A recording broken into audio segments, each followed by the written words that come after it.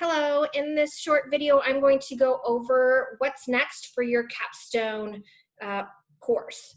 So I'm going to share my screen and get over to the Moodle page for the Capstone course here. You have now completed the exam, so you're really ready to start focusing on the presentation and executive summary. So this course is really designed to help you provide that opportunity and venue for you to synthesize your learning from the different courses that you've had, but then particularly applying what you're doing in your research or internship to the public health core competencies and essential public health services. So just scrolling down through here, the presentation days have been set. There's a sign up here, and you will also receive an email or have received an email by the time you're reviewing this to sign up for your presentation. So the presentation is a 15 to 20 minute presentation, and because of COVID-19, we are doing those virtually. The time is strictly adhered to, and because it's virtual, you will receive a little hand up notice when you have 1 minute left. Then there will be 10 to 15 minutes following your presentation with a minimum of 3 MPH faculty. So in your presentation, you want to make sure that you are using appropriate images, photographs, tables, figures. You are citing things correctly in APA where appropriate. But then again, you're going to be applying those to the public health core competencies and essential public health services. So again, I can't stress enough how important it is to apply the competencies and public health services. They should not be new to you. You've heard them throughout your core classes. There are also links. They were linked from both your research and internship practicum Moodle pages. So you should have been applying them or should be applying them throughout your experience. That's going to help you do the best and succeed in these assignments for your capstone. So I did add these direct links for the core competencies and the essential public health services. So your executive summary, I am going to go over the rubrics briefly here, but I'm just starting with an overview. So the presentation and then the executive summary is a written application paper, APA format, again, applying those core public health competencies and essential public health services to your experience. There is a detailed outline here and a maximum of 6 double-spaced pages. What is not included in your page limit is the title page, the references page, and then your appendix or appendices if you have multiple. They are optional to include an appendix, but I really recommend it for adding in tables, figures, or other products that you've created as part of your internship or research experience. Maybe it was a webinar, a presentation, an infographic, different handouts or flyers, for example. So those could all be really good for adding in as your appendix. These are graded, pretty heavily. I mean, they're very important.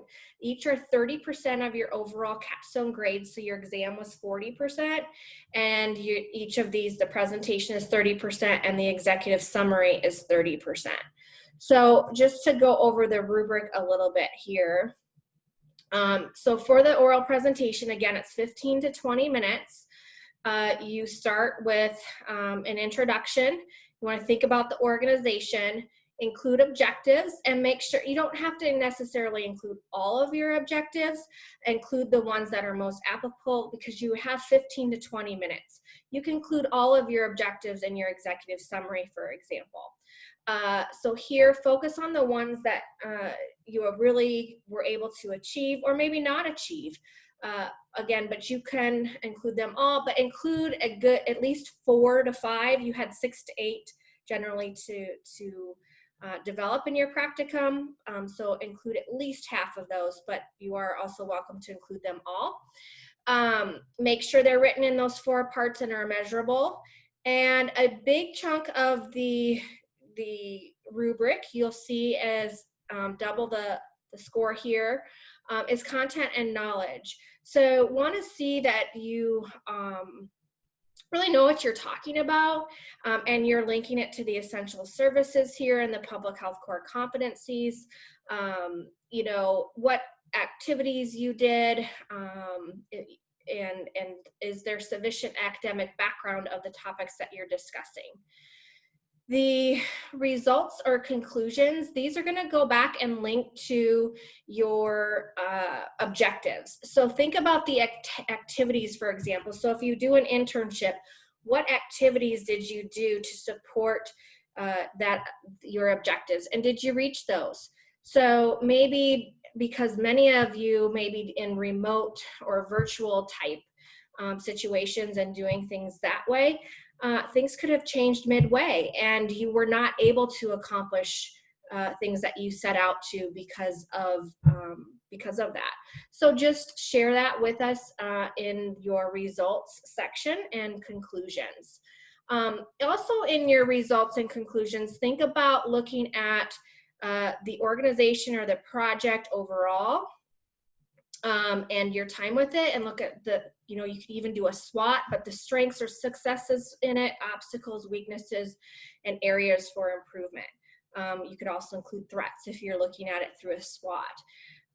Make sure you've got some nice visuals and they are appropriate.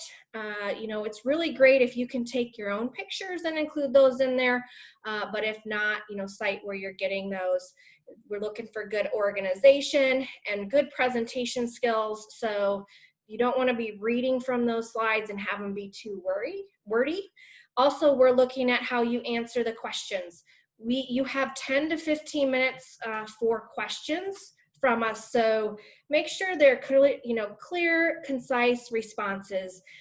If you don't know the answer, admit not knowing it, or that you could find out and get back to us or something would be a tip. But don't try to, you know, talk a roundabout way when we're trying to get in several questions in that short amount of time. And then you've got the overall quality that we're looking at as well, and if it is appropriate design for scholarly presentation of public health information. So I'm going to, I just thought I'd pop back on here so you know I'm still here while I pull up the executive summary. So the executive summary and the presentation are going to have a lot of similar information in it. There is going to be overlap. However, something to kind of think about is, you know, particularly if you have a mix of both an internship and a research experience and you're doing two, you think about the organization, particularly for the presentation and the summary, but you may want to approach it by competency or by essential health service, and show us, you know, how activities in your internship and how activities in your research experience met those, especially if there's overlap within the competencies in public health services. That is one way to approach it. And of course, approaching it that way if you just are doing one or the other as well. So I'm going to go now into the executive summary guidelines here.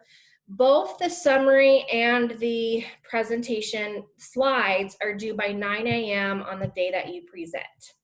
Okay, so for the executive summary, again, no more than 6 pages, so it's writing in a concise manner. We're looking at overall quality, APA format, okay, very important. You should have that down by now, but grammar and spelling errors, make sure to do that spell check. We want to see graduate level effort here, and that you've spent the time to look over this 6 pages. It needs to be high quality. So you'll see that's a good 25 points of your total 100 points for this summary.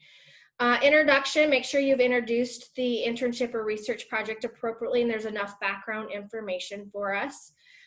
The objectives are there and they're written correctly and measurable. And then similar to the oral presentation, you want to discuss those findings and discussion or conclusion. So want to see evidence of analysis of your experience and data where appropriate. And then again, link back to those objectives. Okay, and we want to see that they're logical based on your experiences, on on your objectives and whatnot, and there's that link. The next part here, recommendations. You want to make appropriate public health recommendations. They can be for future research, for interns or internships, and or for the organization, particularly if you're doing an internship.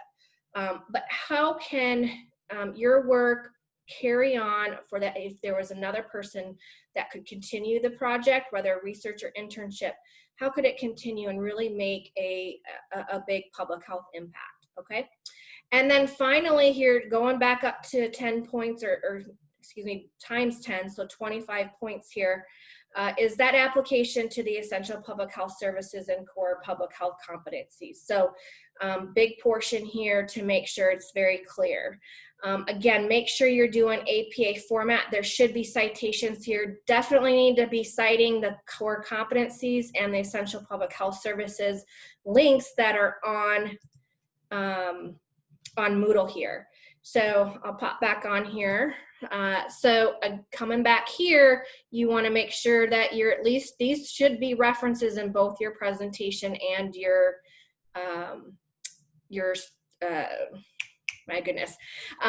executive summary.